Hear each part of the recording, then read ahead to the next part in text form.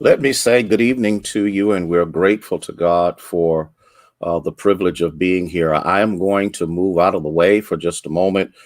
Carolyn Williams is going to come and give us our opening prayer, and then we will proceed from there.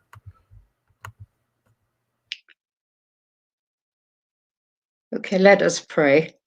Our Father and our God, we thank you for this another day where you have allowed grace, mercy, and love to keep us and allowed us to be here this evening.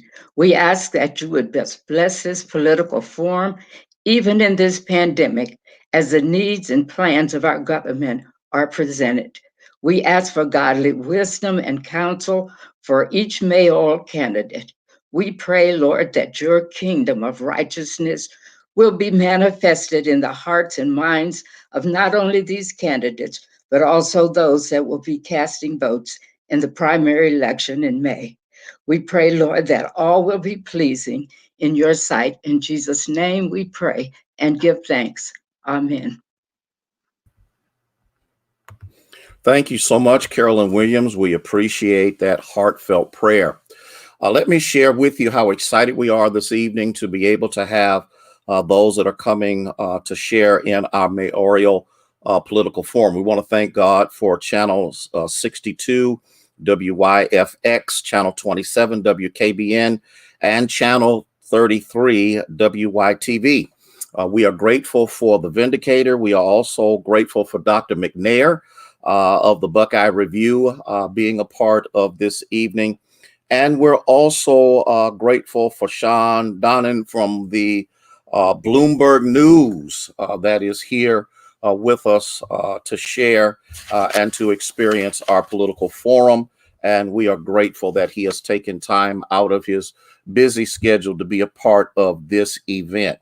There's a couple of things I'm going to share with you, the rules, and then we will bring our candidates forward at this time. We wanted to share with you, we've already shared with them that they will have, each candidate will have 2 minutes for their opening statement. They will have 2 minutes to answer each question that is presented to them. And then at the end, they will have 1 minute apiece for their closing statements. And so at this time, I'm going to present Mayor Tito Brown, and he will give us his 2 minute opening statement. Good evening. I'm Jamel Tito Brown, and thanks Union Baptist for this opportunity. It is good to be back with you again. Thanks for all that you do for this community. I'm the 51st mayor of the city of Youngstown.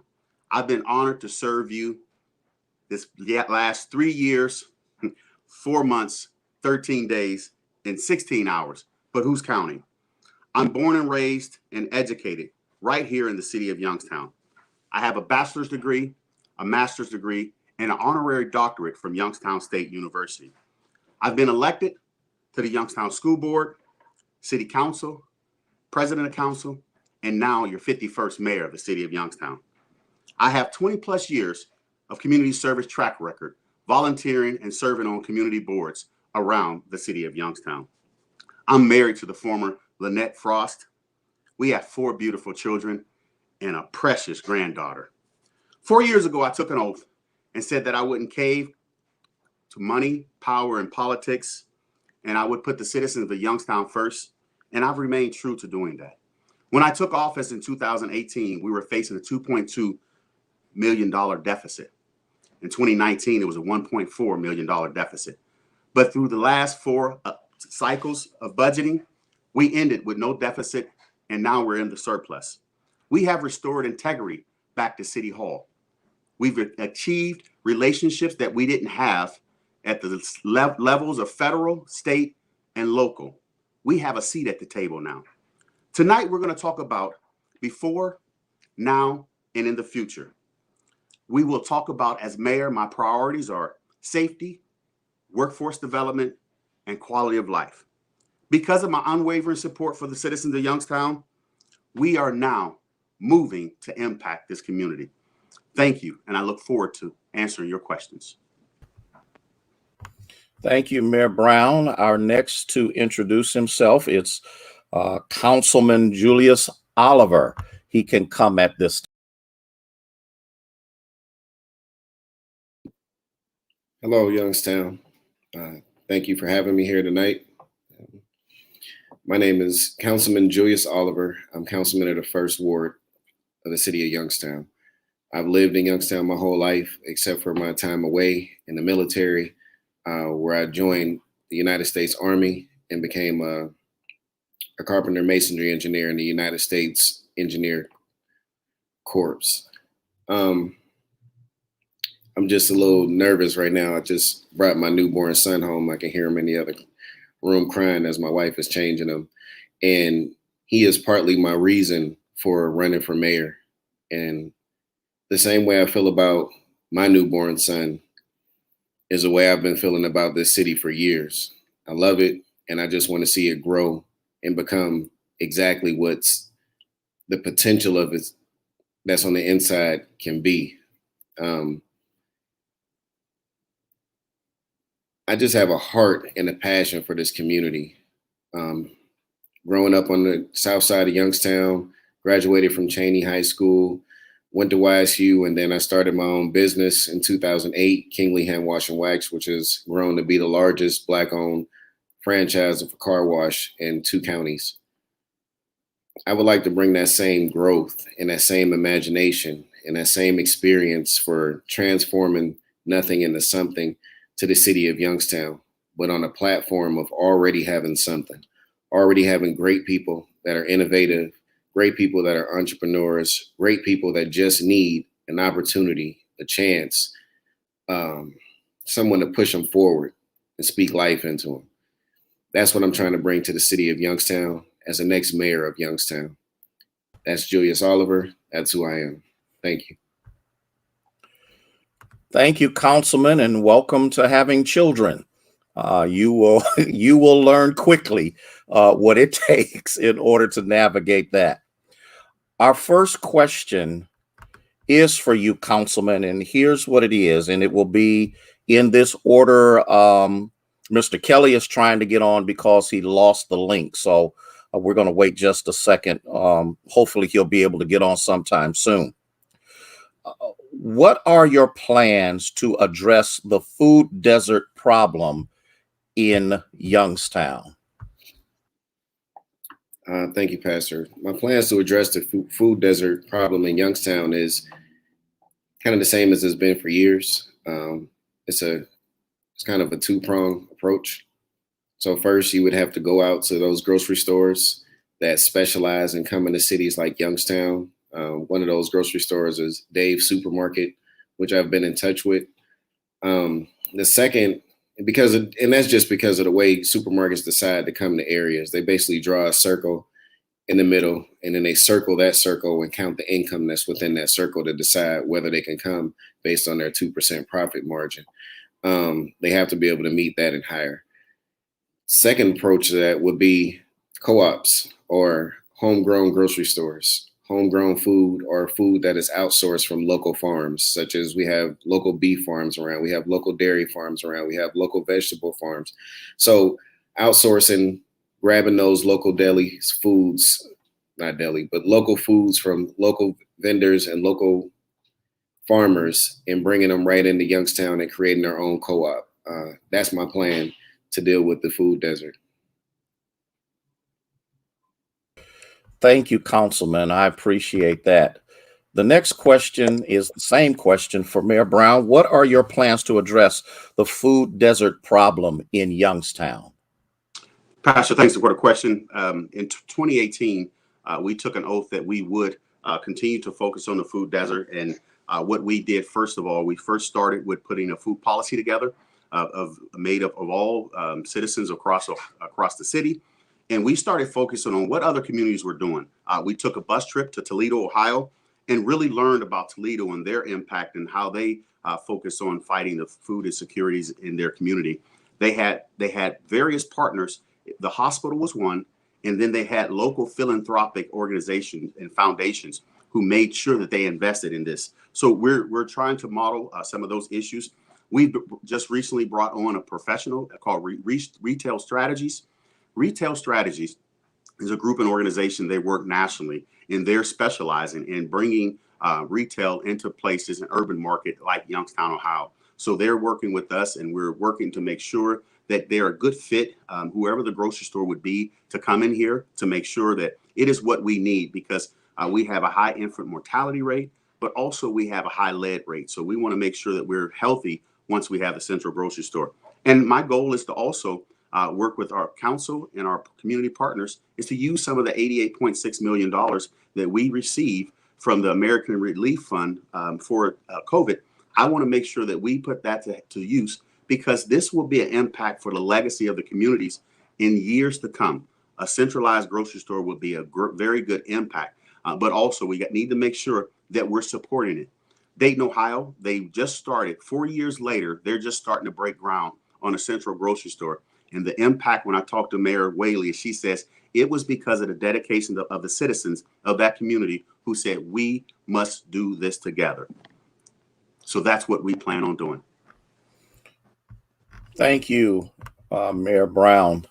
We want to let you know that Mr. Kelly is doing all he can to get on. He's having internet issues, and so hopefully soon he'll be able to do so. We just got that word concerning him. So, Brother Oliver, Councilman Oliver, I got a question for you. Okay. Yes, Given sir. the recent increase in gun violence, what is your position on the new Ohio Stand Your Ground law? As it pertains to stand your ground, I'll give you the same answer I've already given, and it's an honest answer. I think right now, as stand your ground in other states across the country has disproportionately affected Black people or people of color in the manner that we get killed more, basically, according to the stand your ground. For that reason, I think stand your ground is a bad law. On the other hand, there seems to be no self-defense in the criminal justice system when it comes to an African American or Black and brown person defending themselves to the point where somebody's life has to be taken. So in that instance, I think stand the ground law is a good law when it affects people of color being able to defend themselves against situations, especially given the current climate of the country. So I think overall, it's a bad law for Ohio. It's a bad law for us because of the current climate of the country and the fact that we are killed more with no defense. But at the same time, when it comes to defending yourself, it could stand to be a good law because, like I said, we don't have self-defense on our side when we go to court. So as for right now, I think the law should be repealed. It should be peeled back because of the disproportion of affecting African Americans and Black and brown people. Thank you, sir. I appreciate that. I think I see Mr. Kelly is on now. So give me just a second. Well, I think he's not there. He was there and he just disappeared. So we'll let him work out his internet problems. This question then now go to you, Mayor Brown. Given the recent increase in gun violence, what is your position on the new Ohio Stand Your Ground law? I think it's very scary for individuals to continue to add layers of protection for those who carry guns. And let me be clear to let you know that I believe in common sense gun laws. I believe in being the Second Amendment, that you should be able to carry a gun and you should have a CCW. What I'm realizing and what I'm finding out is that now they're adding more layers of how you can protect yourself if you shoot someone. And for me, as a father of 4 of African-American children, 2 African-American males, it's scary that I'm still having a conversation with my 31-year-old, that I'm having with my 11-year-old. And I stood with the governor, and the governor said he wanted common sense gun laws. And yet this legislator decided not to take any of what he wanted to do. And it was just common sense. It was the practical piece was let's do extensive background checks. If there's domestic violence, let's remove guns from the home. And this legislator did nothing with that. But they surely made sure that this common sense or this gun law, they removed the common sense and they decided now we want to stand your ground. I think they're just expanding opportunities for black and brown individuals to be killed. And we just got to be honest about it.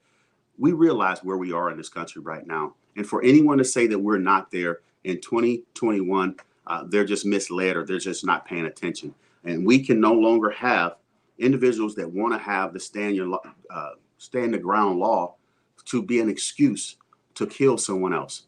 And I just think it's a horrible piece. And I've let that be known. And I will stand with the governor to continue to fight for common sense gun laws and not to expand the opportunities to kill individuals.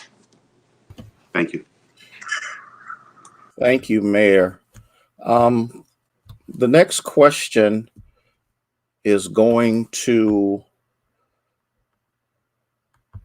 Councilman Oliver. Okay. Why has nothing been done about the McGuffey Plaza area? Owners dig and place mounds and mounds of dirt around the area, huge concrete blocks. What can be done about that? I think the first thing we can do is get in touch with the councilman in that ward, Jimmy Hughes, which he is working diligently, I know, to try to get to the issue of McGuffey Plaza. I know when it was brought to my attention, we called code enforcement, we called litter control, we called our community police officer, and they all went out, Mike Durkin, Joe, and Bob Burke, and basically let the owner of the property know that he wasn't allowed to do what he was planning on doing, which I think at the time he was putting in a recycling center, but it's not zoned for that. If I had my way, that would be a prime location other than Chilcan to put a co-op grocery store there or some type of retail, which was the plan years ago. But yeah, other than code enforcement, dealing with Mike Durkin and the current departments we have, which we are in fact doing right now. Only thing we can do is demand that the guy cleans everything up.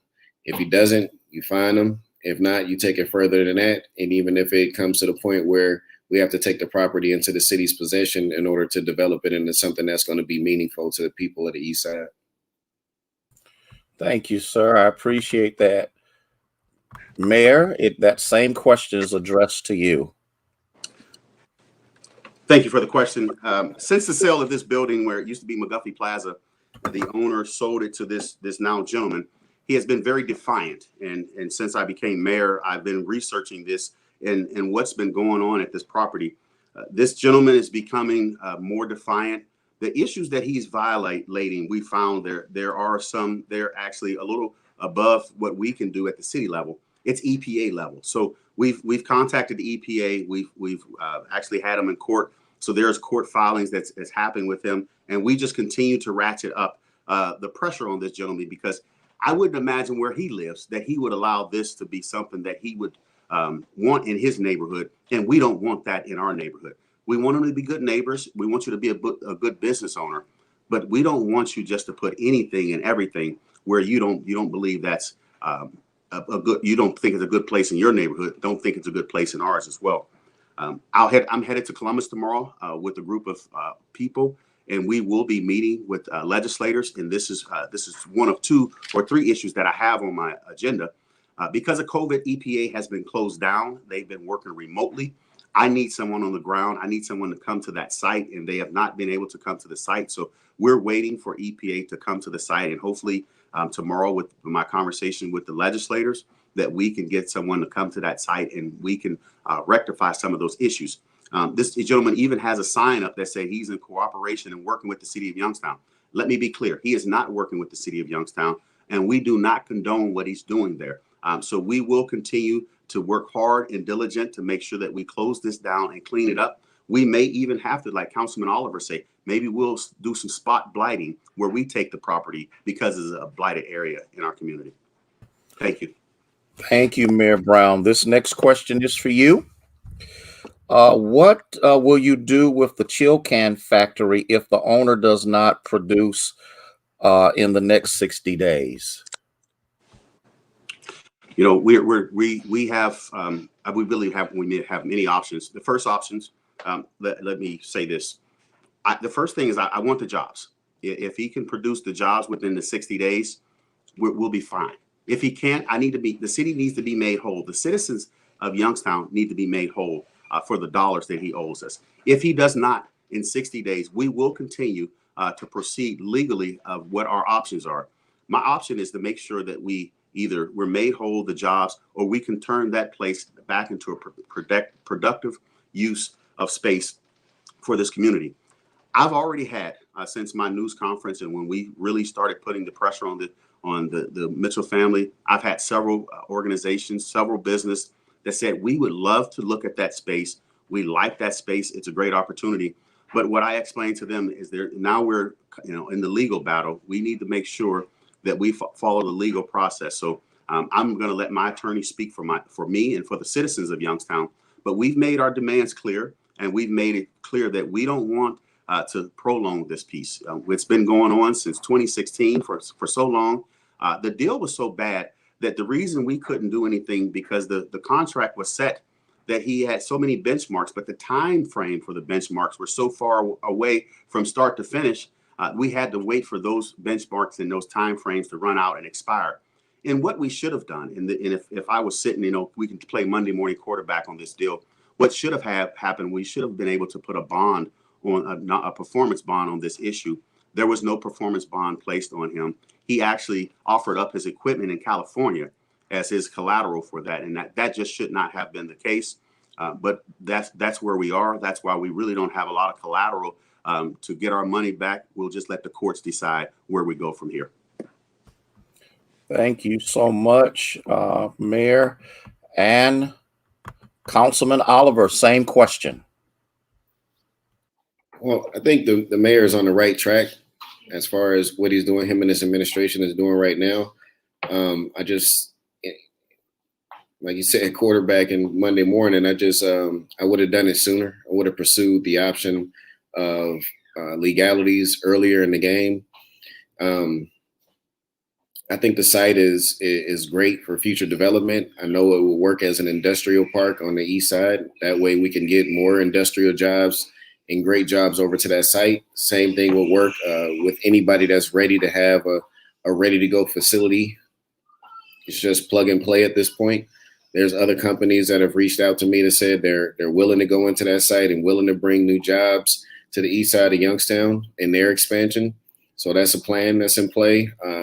There's also, like I keep saying, the opportunity to do a co-op in that site, a grocery store, as well as farming on site. So I just think it could have been done a little bit earlier with the legalities in order to get that back. Again, the jobs would have been great. That's what everybody was going for. That's what everybody was so excited for, to have, jobs that were basically in walking distance of the east side residents. But it didn't pan out that way. And I hope it does. But with 60 days, I don't know how you're going to get equipment through the door, get people trained up and ready to work in 60 days. So I'm still optimistic, but at the same time, our citizens and our city need to be made whole. Somebody else needs to take over that property and make it a productive site for employment. Thank you, sir. You getting nervous with the baby in the background. It's all over your face. I just want you to know that. Okay. Did you hear him? I heard you. You wanted to get up and run in the room. I understand. Been there, done that. Okay. This question is for you also. If you become mayor, what are your plans for the $88.6 million that the city of Youngstown has received? Thank you, Pastor. I think you got to be a little bit careful getting this money in Youngstown. We know what's happened in the past with money in Youngstown with other political figures. And I think you have to be very strategic with spending this money and how you spend this money. I think there has to be a think tank of sort formed that has to do with not only our city residents, which are most important, but also our stakeholders and something like what we did with the Smarts 2 program to bring the $22 million into Youngstown with the Bill grant. I think there has to be a multiplicity of heads in a room that can say what's needed. In my opinion, what should be done first with the money is it should be leveraged to be able to make more money. Because now this money gives you the opportunity to have matches for greater grants from federal, state. It also brings you the ability to be able to team up with other entities to be able to get even more money. So possibly multiply that 88 million into 110 or 200 million with other projects that can come from the money that we now have to match. I think you still have to run the city's budget in a way that you're still running it off the regular dollars you have, but you set this money up to be able to do things you couldn't be able to do, like fixing our infrastructure, mainly neighborhood infrastructure. I think the money should be used to come up with a 5-year plan that's going to say how as early as next year, we start going through every neighborhood with a beautification project, as well as beautifying our corridors, as well as bringing remodeling and bringing our housing stock that we currently have up to date. I think you concentrate on quality of life with this money, and that's what I would do. Thank you, Councilman. Appreciate that. Mayor, the same question to you. Pastor, thank you so much. This $88.6 million, I've said it time and time again, that this will be a legacy opportunity for the city of Youngstown. I don't believe that I will ever see this much money at one time come into a community in my lifetime. But this is a legacy opportunity that will impact not just my children, but my grandchildren. And if we're smart, maybe my great-grandchildren in the years to come. I think we've got to make sure that we have a comprehensive plan. And the plan needs to include everyone. And I believe when I say everyone, it has to not just be the mayor or council. It has to be the citizens, have to be our community partners, both private and public as well. And I think we're going to be able to make sure that we can find shared values where all the partners are together. And there's so many ideas. I honestly tell you, when this first came out, it was probably the afternoon the president was going to sign the bill. Everyone would send me, I believe you should do this. I think you should do that. And what I want to do is make sure that we measure twice and cut once before we start spending this money. I think it's important to have a compliance director. I think this $88.6 million is a great opportunity for us to show that we'll be transparent, but we want to make sure that we don't have any clawbacks years to come where we have someone who's watching. And this is thanks to the cooperation of City Council, we just put a separate fund. These will be separated funds, so they won't commingle with anything else. So we'll run our general fund, but these $88.6 will be separate by themselves. I think we need to focus on our infrastructure. If you look around the world and the country, infrastructure is behind. More specifically in urban communities, we're behind. I want to make sure it's impacting people in our core and corridors. When people come into your corridors, business want to come into your corridors, they are welcoming and it looks inviting. But also we want to make sure we affect the lead, making sure we remove lead no matter what your income, that we would help you remove the lead from your home and your pipes and your paint. So thank you. Thank you, Mayor. Appreciate that. Councilman Oliver, what steps do you see that can be done to reduce youth violence in the city of Youngstown? And what will the city provide as far as funding programs for our youth to keep them out of trouble? Thank you. Ever since I first got on council, I think my number one goal has always been helping our youth get out of the situations they're in. And the reason I think I'd be so effective at doing this is because I used to be that troubled youth back in the day. And from my experience, I know what it is to become one, and I know what it is to escape the grasp of being a troubled youth and living a life that could take you down to the grave or take you to the jail cell.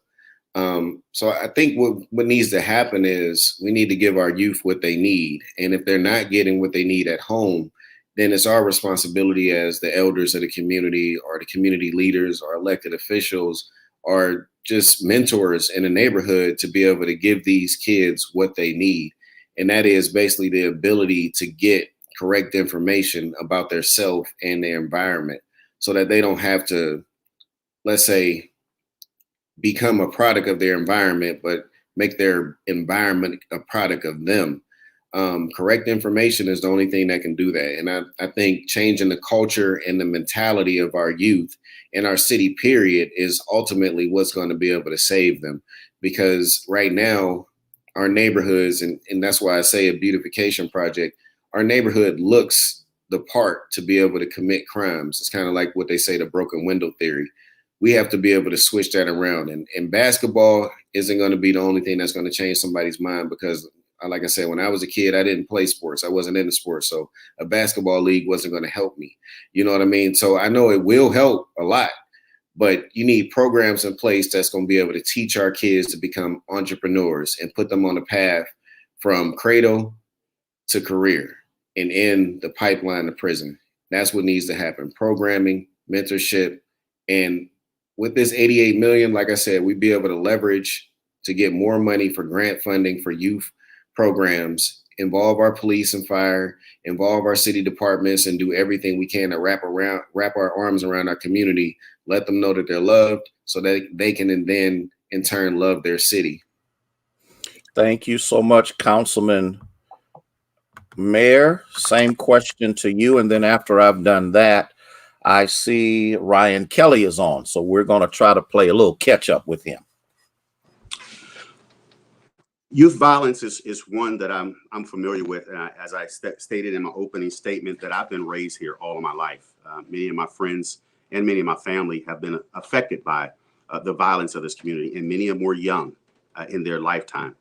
My father was in and out of prison most of his life, but I think his impact on me and what he wanted to make sure that I didn't do is something I bring to this office. One of the things that he made sure I was involved in activities, sports was one, but he made sure that I was involved in I did camping, I did arts.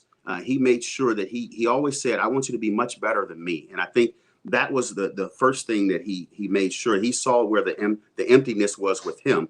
And I just saw how he would pour into me as a young man, as a youth. But I also saw that how he impacted my friends in my neighborhood. And he would tell us stories. He'd be very honest with them. And I think we're going to need more of our generations to step up and say, talking to our youth and getting engaged with our youth, to let them know that there is a greater path for them. I think right now we need to make sure that our children know education is your foundation. You need to make sure that you get a good education. My grandmama used to say, once you have it, they can't take it away from you. Summer work programs are critical. I benefited so much from a summer work program, and I think this $88.6 million we can definitely leverage with other groups and organizations. But as I stated in my State of the City, we need to make sure that our local business owners are open to having our youth there to learn. So a good mentorship for them. And I want to continue working with our SERVE program and the Obama Foundation for My Brother's Keeper, so that we catch these young men and women at an early age. So intervention at an early age, but we also need to make sure that we're giving those generations before them an opportunity to pour in love into them and give them knowledge that they've had through their lifetime. Thank you. Thank you, Mayor. I appreciate that.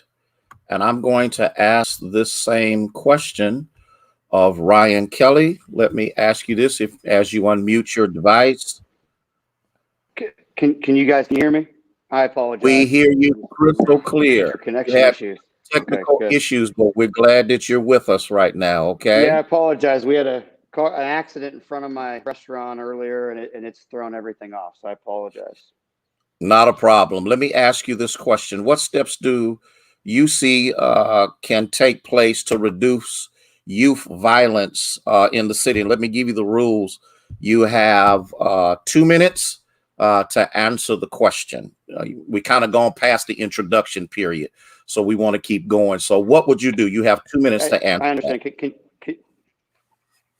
Pastor, can you read the question again? It kind of froze in the middle there. I apologize. Not a problem. What steps do you see can take place to reduce youth violence in the city? So I would make it real simple. I think we absolutely, I tell the kids I coach all the time, I tell the people that I employ, we live in a Google generation, and you can't just sell it. These kids these days need to see it to believe it. And I think where that could be an issue, it's also an opportunity. And the opportunity is we could show them that there's different paths, and there's different ways that you can honestly live your life. We could live it through diversity. We could thrive through the diversity.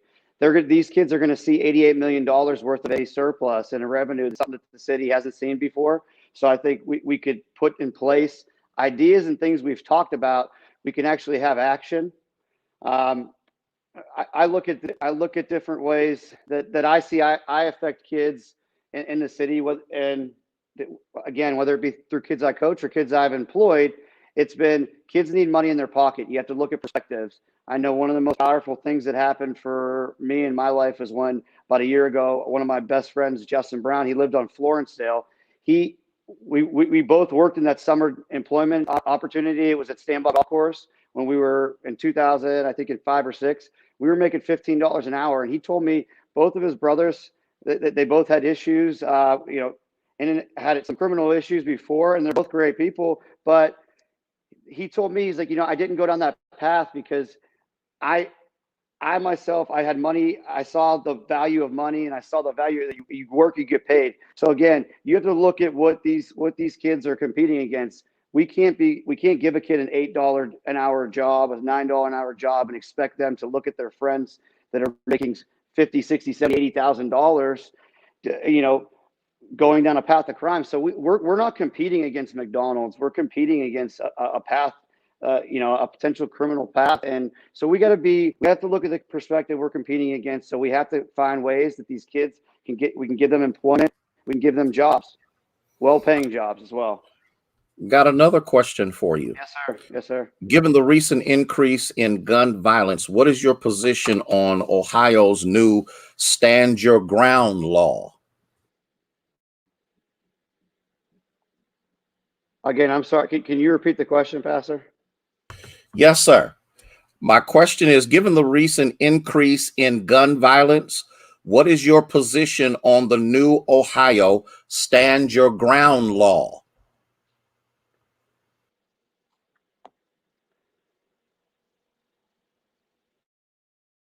Did you say, I'm sorry, did you say the Stand Your Ground law? Yes. I don't want to hold, I'm not Yes. trying to hold people up. I apologize. Okay. No. Yeah. What is your position on that new law? Okay. Again, I know it's a very controversial law, and I don't like the kind of the can you hear me? I'm cutting in and out. I don't know whether or not. No, sir. We hear you just fine. All right, thank God. All right. It's extremely controversial law that we're looking at. My perspective on it is I don't like whether or not the burden's going to shift kind of to where the way a prosecutor is going to prove whether or not a person is justified in their shooting. I know it's a little bit. I'm not extremely as well versed in it as I need to be in this way, but again, I just like I don't. Given the body cams and everything we're looking into,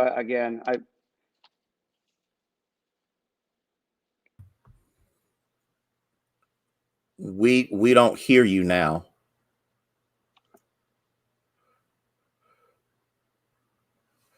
Ryan Kelly, we've lost your audio.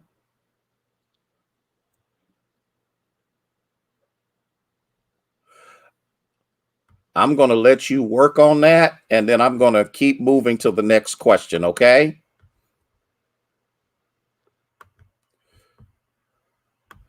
Okay. Councilman Oliver, who will be happy when this is over with so he can go hold his baby. Okay. My question to you is, what are your plans for the vacant lots in the city? My plans for the vacant lots in the city is for the people of Youngstown to start seeing all these vacant lots. We as a city, as a community, as a people, need to change our mental narrative. We need to change our thoughts on everything we've seen and everything we've heard about Youngstown. And we can start by looking at these empty lots differently. And I know everybody is seeing deer and coyotes and foxes and turkeys and everything like that out there. What I want the people of Youngstown to do is be able to envision a new anything on every one of those empty lots, whether it be a new house or a new business. When you look at any vacant or dilapidated or structure that looks like it needs to come down, just don't see it for what it is. I would like everybody to see it for what it could be. Just the same as me and my wife seeing this lot up here where we're building our house for what it could be. A spectacular location, ducked off with nice views. Everybody else was looking at it as just a piece of vacant property that nobody cared about. It's the same thing with the corner of High Street in Glenwood. I brought it to the mayor's attention to try to make that a black business district there. The plans didn't really go anywhere, but it's still in my purview to do that with all those vacant lots on the corner of High Street and Glenwood. Black business district. It could be, you know, shipping containers up and down that street designed to be whatever that entrepreneur wants. Same thing. It could be houses up and down High Street in Glenwood. You know what I mean? So that's what I would like for people to see. And I would like to see a lot of the demolition money for tearing down houses be put into some type of bond system where you can offer bonds to a bank and be able to, instead of spending $8,000 to $10,000 to tear down a house, you can put $4,000 into a house to make it new, and then you put that house back in recirculation. But as far as the vacant lots go, I would like the people of Youngstown to imagine anything they like on those lots and then work to put them there, knowing that with me as mayor, you'll have the support and the help of the city behind you. Thank you, Councilman. Mayor, same question. Thank you so much. When I grew up, there were vacant lots in my neighborhood, and I learned urban farming early on. In my neighborhood, it was that neighborhood, everyone knew one another, but we took ownership of those lots in our community. We had a gentleman by the name of Mr. Noble. He had probably 4 or 5 of the vacant lots, and he would show the kids in the neighborhood how to garden, and we would harvest at later dates in the year. So I learned how to do urban farming because of a vacant lot in my neighborhood.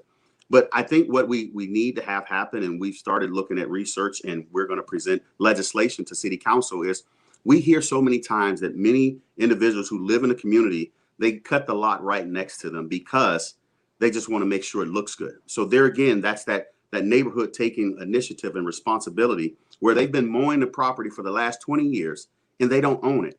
And we're going to introduce legislation for a mow to own in the city of Youngstown. Akron's doing it, and my colleagues around Ohio are doing it. So we're going to present it to council for their consideration for legislation for individuals so that we don't have to come and mow those lawns. Individuals are cutting them. We know who's taking care of those lots in those neighborhoods. So we want to introduce the legislation. Individuals who've been mowing it and cutting it, we will work with them so many years of cutting it in their blood, sweat, and tears, and they can own the lots. But also we want to make sure that with this new housing strategy, we want to start looking at those neighborhoods where they're on what we call them the tipping point, where they can go from good to great or from great to good, where we want to start building new homes. We got to give variety in housing in our neighborhoods as well.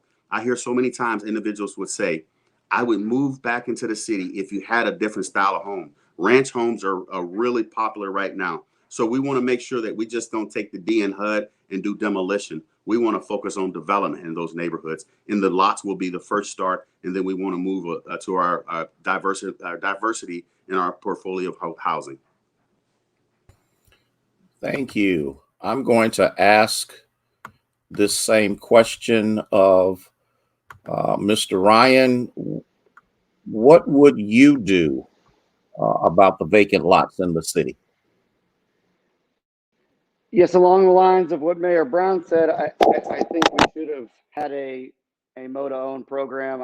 I know I helped facilitate that with 2 of my employees when I owned the Bellary and Warren through their land bank. I think it's, again, there's a lot across the street. I tried to get currently my neighbor to try, and we looked into the same thing, and there was not that program. And Warren, they offered, not only was she able to buy, and she in fact leased, she leased to own her home. So for 30 years, she not only was leasing her property to own it and probably overpaid, she also had to cut the grass next door. So, and finally, again, later in life, I was able to help her facilitate that. So, and the fact that we didn't have that easy access here, it did upset me because my neighbor's been doing the same thing. And she was able to get a Home Depot card. I think she paid $500 total for the transfer, but she got back a $250 or $300 Home Depot card. It allowed her to take care of the property as well. Again, I would like to see us find pathways to Youngstown people owning Youngstown homes. Again, potentially, I look at the possibility of gentrifying in place, and really the idea that we could show people, promote development and promote creative development. Again, that's also a pathway to the trades, like many people and politicians have proposed. I think it's a realistic option when you're actually showing kids in that pathway to the trades. You're showing kids how to build. When you build a house, you need to do a foundation. You need to build a basement. You need to build the foundation. The frame. You need to build the electric. These are all trade jobs that we could be putting kids in these Youngstown neighborhoods. It's getting Youngstown kids these jobs in the city, but it's allowing all path leads towards Youngstown people owning Youngstown homes. Thank you so much. I have one more question for you, and then I'll go back to our Yes, other sir. Yes, sir. Participants.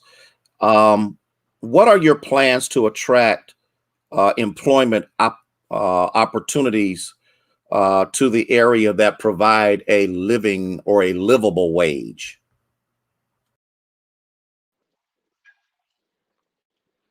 Yeah, so I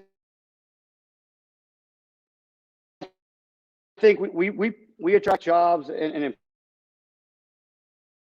employer. I would like to call at the beginning of my administration, I'll call every business in the city Youngstown A through Z, and I would ask them, how can we do that? How can we grow? Are you ready to grow?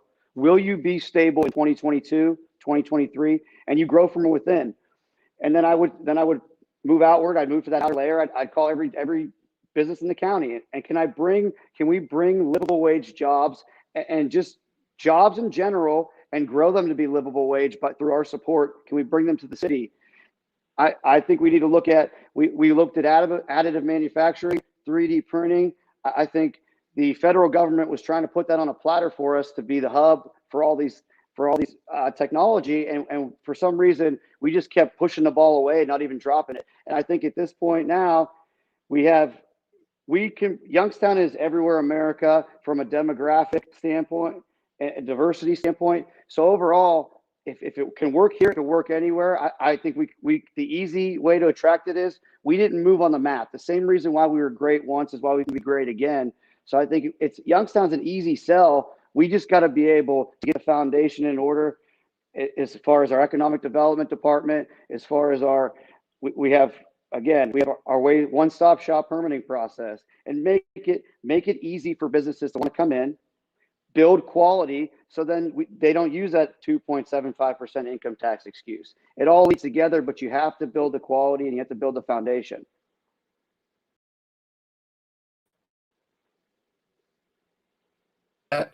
The same question goes to Councilman Oliver.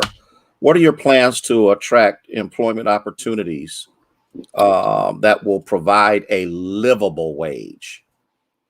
Yeah, so in my understanding, just being 6 years into politics, I know that a lot of times when we deal with industries and job creation, it's largely political in some cases. I remember being at National League of Cities in Washington, D.C. and talking to a council person from another state. I introduced myself, told him who I was, where I was from, and his immediate reaction was like, "Oh, I stole a factory from you guys. Oh, your taxes was too high or something like that." And they came over to my state. And I'm like, so you just offered them some better incentives and a lower tax rate and you moved the whole factory? He was like, yeah, it was a little bit more, politics in it than that. But yeah, that's just basically what I did. So that being said, Youngstown is perfectly positioned to be able to hold and attract some of the greatest industries in America and even abroad. What I would do is put together a team that will come up with a strategic job creations plan. What do we do well here? What can we do well here? What do people in Youngstown like to do? I know we've been a manufacturing city, and we can go back to being a manufacturing city. And a perfect example of that is when I was sent over to Taiwan. I made great relationships over there. went and toured, certain facilities. And the consul general for Taiwan out of Chicago, when he came downtown Youngstown and toured our American Makes plant, on my ride taking them back to the airport, he basically said, Councilman Oliver, he was like, we could put a Foxconn plant here just based on your American Makes facility. And I'm like, you kidding me? Because most people don't know Foxconn make like most of all of the important parts that's in your cell phone out of Taiwan. So the Consul General of Taiwan said that he would put a Foxconn factory in Youngstown just based on our American Makes facility. So I would definitely use our creative abilities, our technology to become a new maker market, kind of like what Youngstown Flea displays over when they're displaying all their makers. We can make things here. We can become entrepreneurs, but we definitely have to go out for those big businesses that are going to make a big impact. And I think I would use my international and national connections to be able to put those feelers out and bring in companies that would be able to be complemented off of our already existing structures, our already existing entrepreneurs, and be able to catapult Youngstown into a whole different domain. Thank you so much. Appreciate that. Mayor, same question. First of all, we have to do what I've said or I've been saying for the last 3 years. We've got to let everyone know that Youngstown is open for business. You don't have to pay anybody. You don't have to owe anybody. Our past reputation was that you had to either know someone or pay someone in the city of Youngstown. So business would shy away from that toxic environment. All they wanted to do was come in and give jobs and give a great work environment. Right now, that's what we are telling them. We're open for business. So that is my stance. I continue to tell people when they come, you don't have to come to the mayor's office. You just need to want to make sure you benefit the citizens of Youngstown. But also we make sure that we start involving our youth at an early age. I have what I call the Mayor's Educational Coalition for Attainment, and we bring in different pathways for young men and women to find ways of when they graduate. When I graduated, it was only college or military. Now we want to create more pathways for those young men and women because we want to make sure that they're ready for the 21st century jobs, but they want to see that there's opportunities out there. We most recently just cut the ribbon for our professional development center with Flying High. And our focus, when I became mayor, I wanted livable wage jobs. But in my research and what I found, that we need to make sure our workforce is ready. They need to be job ready, job trained, and they have job access. And we're so proud that we're able to do that because there are barriers that men and women have that we're working to remove under this professional development center. And it's going to be a great opportunity for us. One of the things we want to continue to focus on, renewable energy. We need to make sure that we're ready for the 21st century jobs that are coming. Solar, wind, electric. China's on its third generation of electric batteries. When I traveled over there, it was amazing that they were focused on renewable energy. We need to make sure our generations are ready for that. But the last thing, we need to make sure we have some site-ready locations so we don't miss the Amazons of the world when we can find acres or places to put new business. Thank you so much. One last question. And we're going to start with Mr. Kelly. Yep. The question is, what have you done in your life that you feel qualifies you to be mayor? Yeah, so I started a business when I was 18 years old. And if you ask me, why does that qualify me to be the mayor of Youngstown or just be the mayor of anywhere? It's pretty simple. I think that the new accepted definition of entrepreneurship is solving big problems by bringing social change and creating innovative products that challenge the status quo. I believe that I want Youngstown to have a strategic plan that I would take in my business. I will recruit the best possible. I'll recruit the best possible candidates to be in my surround myself with. Everyone in the city, including my employees, will know where we are now, where we're going, and how we're going to get there. I believe I have a strong knowledge and connection with technology, and I have a background in facilitating technology. I would do that. I have innovative plans, and I've seen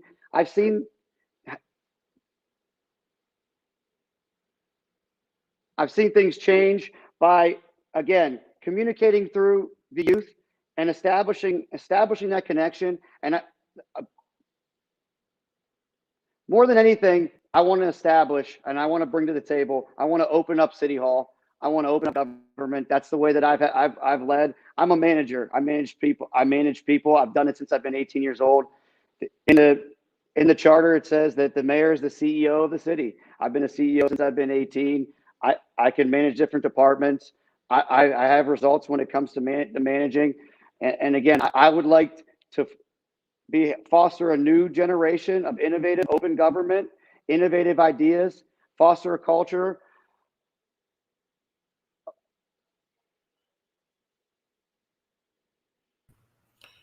Thank you so much. This same question for Councilman Oliver. Let me read it again. What have you done in your life you feel qualifies you to be mayor? Thank you, Pastor. So I think in my life, what qualifies me to be mayor is definitely to start my time served in the military. I went to the hardest military training in the world, which is Fort Benning, Georgia, Sand Hill, down in Columbus, Georgia, home of the infantry. So when we were done at our soldier ceremony, when we were finally named soldiers, our sergeant major told us basically we'd be able to go anywhere in the world and become leaders.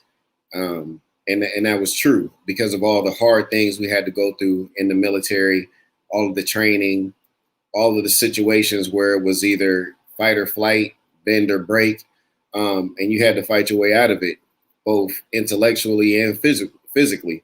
So I think that's one thing.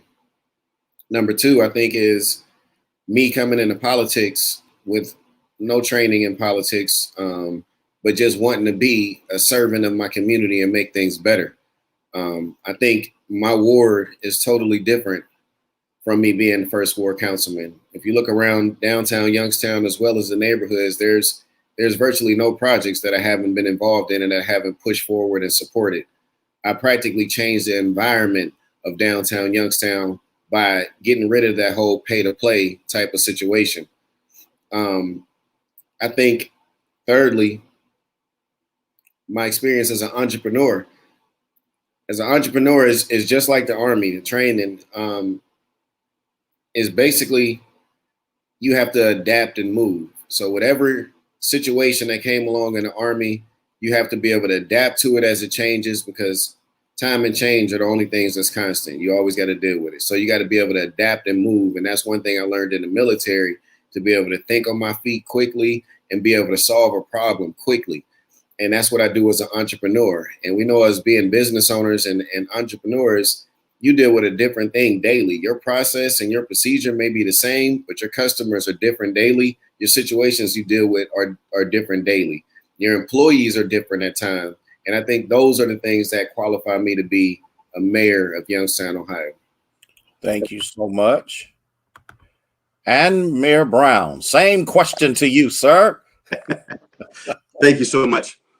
As I said, I've been born and raised here in the city of Youngstown, and being mayor, you've got to get a good sense of people. And one of the things that I was taught early on in life by my mother is that mediocrity is not an option. And I've taken that and expanded upon my life. My resume really has prepared me to be mayor. I started off with children's service, and where I learned of the heartache of child abuse and children and their families. But it also gave me a sense of hope and how to help individuals that may need some help. And I've taken that skill to the mayor's office as well. I went on to be a community organizer for the Urban and Regional Studies. And your job as a community organizer is to bring everyone to the table to find an issue or to find a solution to the issue that you have. I went on to be the director of Human Relations Commission, and you found out where unfair housing and unfair employment would happen. And everything that I did there, I'm bringing here because you learn what the tenants' rights are, but also you learn what the landlord's rights are. In the last job I had, I was the deputy director for the Mahoney County Treasurer's Office. And you took in the bigger picture of individuals paying their taxes, those who could not pay their taxes, and how you could work with people to make sure that they would stay in their home. Those are some of the things that I've been able to do to become mayor. Serving on the school board, I learned about educational needs of our families, some of the social ills that our children were facing. Being on city council, I understood what it meant to go knock on the door when you had a drug house in your neighborhood, when the officers and I would go and do a knock and talk. And now, president of council, I learned how to operate the meeting. And now, as the mayor of the city of Youngstown, I've been able to forge partnerships because of my relationships in the past, workforce development, and I've been doing all of this as mayor for the last 3 years. And I'm asking those voters to continue to let me take those skills that I had previously and what I've been doing as their 51st mayor and lead this community to the future. Thank you, Mayor. The last statements to be made are your 1 minute closing statements. I'm going to start with Councilman Oliver, and then I'll go with Mr. Ryan, and then Mayor Brown. Yeah, so again, I'm Councilman Julius Oliver. I'm actually going to vote me in as mayor May 4th. What I bring to the table is genuine, heartfelt passion for my city and its citizens. What I would like to do is transform the entire city's thinking into thinking of themselves as something that can't be stopped. No such thing as impossibilities. No such thing as failure. No such thing as a stupid idea. But I want people to start thinking of themselves in Youngstown, Ohio, as the greatest people on earth, as the greatest people in Ohio, as people that can accomplish anything and everything. That's the way I see it. I take my own life as an example and say, if I can transform and change my life, you can do the same with yours. And I want to be able to show you, your children, and your future children what it is to do that and how it is to do that. We have been dealing with an administration for the past 3 years and 4 months that has been ineffective in basically every area.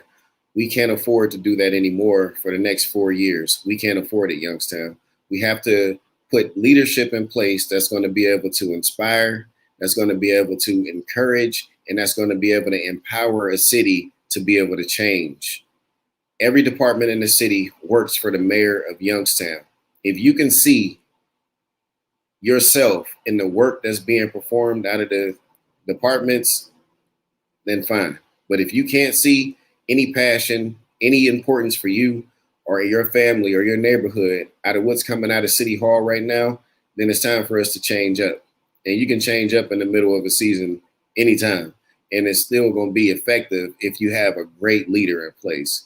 We had encumbrances that came on from the last administration into this one, but we don't have any moving into the next one. We have to be able to make a great future for our city, and I believe I'm the person to do that. Julius Oliver, May 4th. Thank you. Thank you, Councilman. Mr. Kelly, give can you us hear me? your Can you hear me, Pastor? statement. I can hear you. Okay.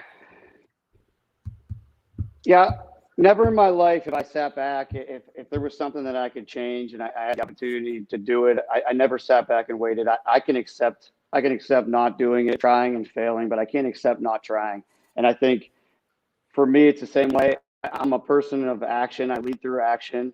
I don't lead through ideas. I don't wait for someone else to do it or wait for someone else to fix it. I hold myself to a standard. I admit when we need to do better. I admit when we're not doing it as good as everyone else, because we have to do it better. We don't have to wait for other people to do it. We could do it. We could be the standard. I think it's time for a change. I think it's time for new ideas. In fact, I know it's time for a change. I know it's time for new ideas. I know that we have to open up City Hall, open up our government. There's a lot of smart people, smart, dedicated young people. We need to figure out a way to keep these young people here. We need to create programs in ways that we could maybe eliminate some student loan debt through housing. There's a lot of different ideas, but again, you can't be afraid of risk. I have a job, I own a business, but I'm willing to step away. I don't have a PERS. I'm willing to step away and make my commitment because I've lived in the city my whole life. I'm a third generation member of this city.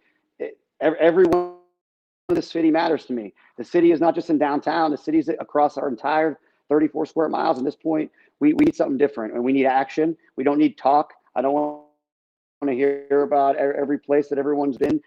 You worry about your house and having a good relationship with your neighbors. Outside that, it's about, if you want to really wash away all the past, let's not sit back and be okay by voting with it. Let's be against it. Let's move away from it. When I say I want to move Youngstown forward, I want to completely move away. I want to make our city a smart city and innovative, and I want to open up and reward new ideas. Thank you, Mr. Kelly. Appreciate that. Mayor Brown? First of all, I want to thank Union Baptist for this opportunity for me to share my vision about before I became mayor, while I'm mayor right now, and the future of Youngstown. I really believe that Youngstown is at a turning point, and that's going to depend on the citizens of Youngstown. The Vindicator recently gave me an endorsement, and the one thing they said, and they explained it really well, is that we cannot afford to change leadership right now. We're coming out of a global pandemic. We can't just come out of this global pandemic and survive. We've got to come out of this global pandemic and thrive. So we've got to make sure that you have someone at the leadership who's been doing so. Over the last year, my team and I have been working for COVID recovery, to making sure the most vulnerable get vaccinated, making sure the most vulnerable get tested, but also making sure the most vulnerable are taken care of, and the safety of our community has been put first during this COVID-19. And we make sure that we're about to receive money that will be a legacy opportunity that will impact generations to come. And you need leadership. You need steady leadership who won't cave or compromise to money, power, or politics. This money will be for the citizens, and I will make sure that our citizens will be impacted by this money. 5 words describe a mayor. Find a problem, you solve it. Youngstown, we've come so far, but we have so much more work to do. We're coming out of this global pandemic, and together we will not only survive, we'll thrive. We will make an impact on generations to come. Together, we will continue to erase the ills of the past and turn the corner of being a city of promise and hope for the next generation, like Aaron, Camille, Clarissa, Quentin, and Ariana. We can no longer afford to go back to the past. We must continue to look to our future and making impacts on our generations. The future of Youngstown depends on your vote. And I'm asking you, May 4th, vote Jamel Tito Brown. Thank you. Let me thank you, and I'm going to bring all our candidates back on here for just a second. Kim Moses is going to come with her closing remarks, and then we're going to close out in a word of prayer. Hello, candidates, and all those that are watching our forum. I would like to thank all the candidates that participated. It's very important that the people or the citizens of Youngstown get to put a face with the name, and they get to hear your vision for the city. And that is what we do as a core team. So I just thank you. I want to remind the citizens of Youngstown that early voting has begun. And it's very important that we all get out to the poll and vote and make your voices heard. It might be a small election, but at the same time, it's very important. So with that, I just say, please get out, vote, so your voice can be heard. Let me say thank you to the core team for an excellent job of putting this together. We're grateful to God. We're grateful for the mayor. We're grateful for councilmen. And we're also grateful for Mr. Kelly, who had technical issues. And we're grateful that he was able to get on. Listen, the only thing that I'm encouraging everyone to do is to vote. Whoever your candidate is, get out and vote. Something that I learned 35 years ago, all politics is local. And you've got to be involved in the process, because if you're not involved in the process, then you're a part of the problem. Yep. And that's just how I look at that. So I want to say thank you to the candidates. Our prayers are with you. And we're going to believe that God will choose and do what he does best. And that's be God. Okay. We're going to close out in a word of prayer. That way everybody go back to their families and have a good evening. Our Father and our God, we are so grateful for this privilege to be able to hear these candidates who are running for the mayor of the city of Youngstown. We pray, Lord, that you would inspire the citizens to not be complacent. We understand that we're not trying to vote a president in. We understand that, we're not trying to vote senators in. But Lord, this election is just as important as the president of the United States. And so, Lord, I'm grateful for those who took time to view this forum. And I'm grateful, Lord, because now we're more educated than what we were before. Dismiss us from this place, but never from your sight. And in all we do and say, to you be the glory and praise. In Jesus' name we pray and we thank you. Amen. Listen, Amen. y'all have a fantastic week. Amen. Enjoy yourselves. Thank you. Be blessed. Thank you for the news media outlets that came. Thank Have you. a good one. We'll talk to you later. Thank Have you. a good Bye, evening, Mr. gentlemen. Moses. Thank you. We'll see you Thank guys. you. Bye.